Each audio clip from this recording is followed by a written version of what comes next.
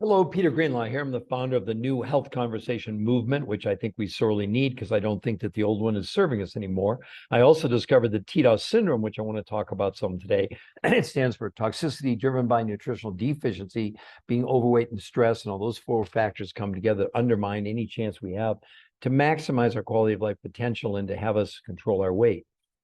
I've written 4 best-selling books. I was medical doctors. I've done 1,500 lectures all over the world, appeared 20 times on PBS, and I was interviewed on the 4 biggest daytime shows in America. And I will tell you right away, I am not the expert, but I became an expert on the experts. You see, for more than 20 years now, I've worked with some of the top medical doctors, oncologists, molecular biologists, geneticists, and nutraceutical chemists in the entire world. And what they taught me and what they revealed to me is what I want to share with you in the New Health Conversation, because the whole point behind the New Health Conversation is to give you a platform, a real platform where there's no hype, there's no celebrity endorsements. Everything we're going to present to you is backed 100% by peer-reviewed medical studies, not opinions, okay? And I listen, I've written 4 books out with medical doctors, and they agree with me, okay, that something's terribly wrong. There was a great documentary called Escape Fire, strange title. You can get it on HBO now for free, where the head of Medicare, Medicaid, and the head of the Cleveland Clinic said, we must adopt preventative intervention. We have the best doctors, the best surgeons, the best drugs in the world. I'm not against any of that, but we're losing the battle. We got 1 in 3 adults pre-diabetic. We've got 92.3% of the population, according to the CDC, that's metabolic and healthy with 3 of 5 factors: overweight, high blood pressure, high blood sugar, high cholesterol, high triglycerides. 92.3% of the population. You've got 80% of America overweight, and 50% of those people are obese. Does anyone really think the old health conversation's working? What's the mantra that our road to losing weight and being healthy, et cetera? Calories in, calories out, count your macros. Look, you've got all these diets, okay? And we know the names: Mediterranean, Paleo, Keto, Atkins, Jenny Craig, Weight Watchers, Nutrisystem, Beachbody, intermittent fasting, time-restricted eating, watch your macros, whatever. And yet, the numbers just keep going up. If any of these things worked, why would that be happening? So the main question I have for you today is this: is your food doing something for you, or is your food doing something to you? That's a really important point. What I want to focus on today is deficiency. And what do I mean by deficiency? Well, there are 2 primary things we're the most deficient in that do the most harm in our body. One are minerals.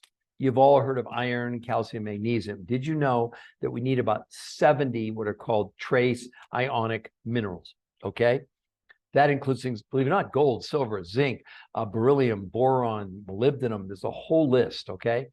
And again, not my opinion, but in studies where they've analyzed the food, they've said, for example, in the best organic, you get between 15 and 20 minerals out of 70. Now, what do minerals do? Minerals are called the spark plugs of life because they power all the enzymes in our body. And enzymes are really the workhorses. They do everything from delivering nutrients and oxygen and all kinds of things in our body, right? They also get rid of toxins in the body. They do all these wonderful things. Well, if the fuel for the enzyme, which we're relying on to make us healthier, and you think that you can work with 15 instead, see, this is what's happening to us. We're settling for a less than lifestyle because we don't know what else to do. We're doing everything right. Do I eat organic? Of course, but not for the reason you would think.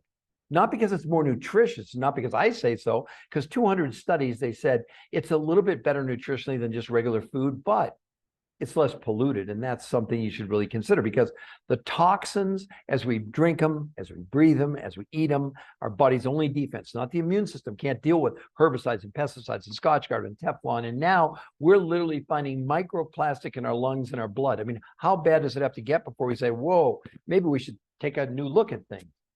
Because in the old health conversation, in fairness to them, it wasn't until 2006 Mount Sinai Medical School did a study in New York, and we found out we were storing toxins in our bodies. Isn't that amazing? I mean, really? All that time, no one had ever even looked at it? Now they're really looking at it. The average adult, if you're watching this, not to scare you, but you have probably between 1,000 and 2,000 chemicals embedded in what's called your visceral fat, okay? So you got the outer layer of fat that's called adipose, but the underlying, the really hard fat, that's called visceral, that surrounds the organs. It's really like the last line of defense. Well, ironically, when the toxins, when you breathe it, when you drink it, when you eat it, when you put it on your skin, the body takes the toxin because the immune system can't deal with it. The liver doesn't want any parts of what the liver is now doing. We're creating 100 million Americans that have non-alcoholic fatty liver disease because the liver now is using fat to, it can't filter out all this stuff. So then it farms it on the rest of the body, and the body takes it and stuffs it inside the visceral fat that no diet's ever been proven to reduce the visceral fat. So there's so many misconceptions literally around food. And here's another thing that I learned from the experts. See, food is not calories because number one, the body doesn't even know what calorie is, doesn't care about calories. It only cares about nutritional density. So we're kind of lost our way as this whole argument about calories in, calories out, that's how you lose weight. Well, that's actually been debunked. That actually doesn't work, okay? Because when you reduce the calorie, what they don't tell you, and you can definitely lose weight on diets. Don't hear me say that. I don't want anybody to, Chris, oh, he said you can't lose weight on a diet. That's bull. I never said that. But I will promise you what the experts proven now is it's the wrong kind of weight because diets don't discriminate from where you lose the weight. And where do you lose the weight? From your muscles. And why would that be? Because the muscle is the most nutrient dense source of nutrition in our entire body. And when you lower the calories, you lower the nutrition, the body has to go and find more nutrition. Where does it go? For your muscles. And what happens as a result of losing lean muscle mass? It slows your metabolism down. That's why, people come on and say, well, I just did a 5-day water fast, or I did 2 weeks of water fast. Congratulations, I'm sure you lost some weight. Watch how fast it comes back. And what did you lose? Did you analyze your visceral fat? I doubt it. Did you look at your muscle mass? I doubt it. The studies refute all these claims that these people are making. With all due respect, medical doctors, nutritionists, dietitians, workout people, or just people in general that, give your opinion. I did a 5-day, maybe it felt great, wonderful, but where's the science? What did you really do in the long run to yourself by doing that? Haven't you seen the pictures of the people that have had, gastric bypass and they lose 100, 150 pounds and then need a $50,000 surgery because their stomach's hanging down to their knees? Because what did they lose? Lean muscle mass. And ask them about their energy levels and all the other things that go along with it. The point is that food is genetic information that the genes use to reproduce us. I'll give another big fallacy. People talk about, ingesting protein. I heard of fitness. I've had several fitness people come on and said, you need a gram of protein for every pound you weigh.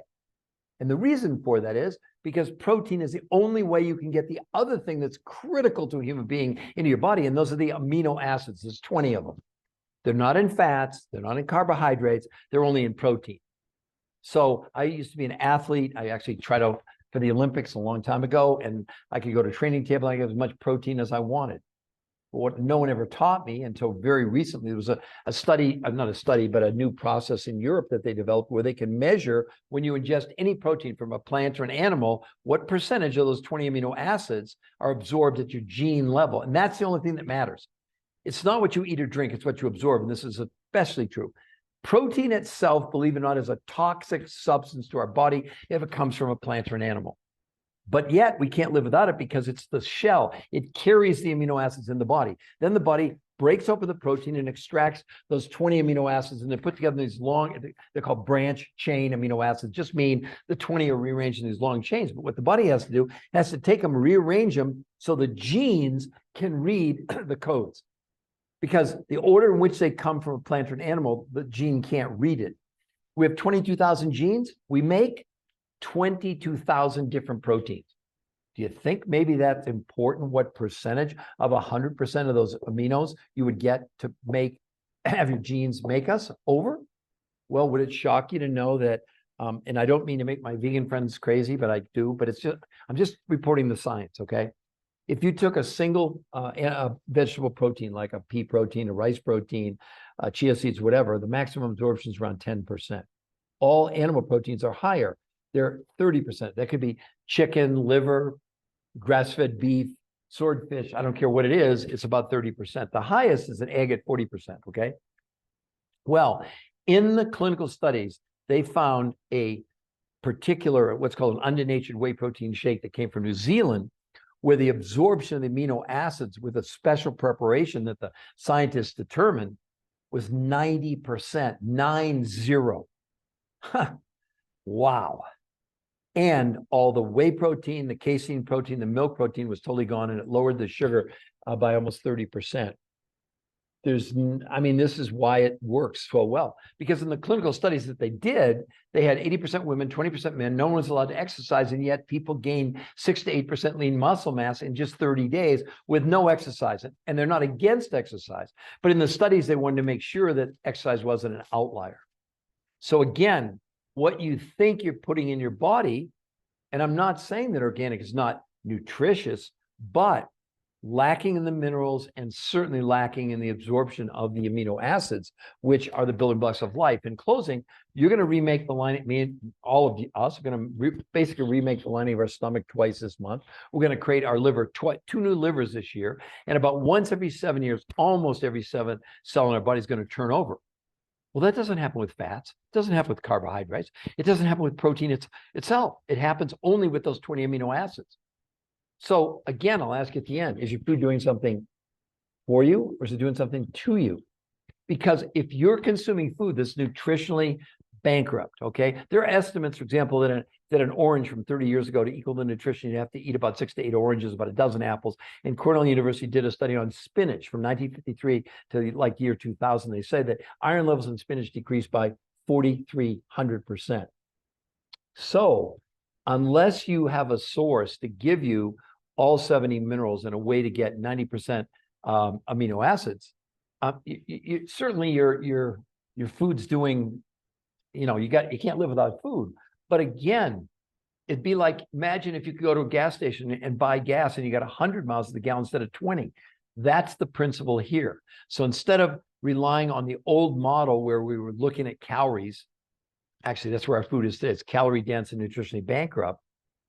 Imagine that now you have something that's the opposite. It's nutritionally dense and calorically bankrupt, and it's exactly what you want.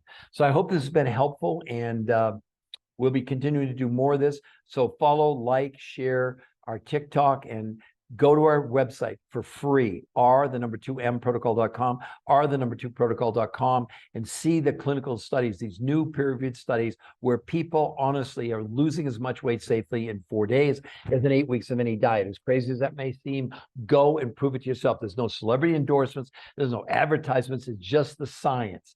But I think you at least have, maybe you owe it to yourself to go and find out the real truth and find out what really could change the rest of your life. And your food could really be doing something for you instead of doing something to you.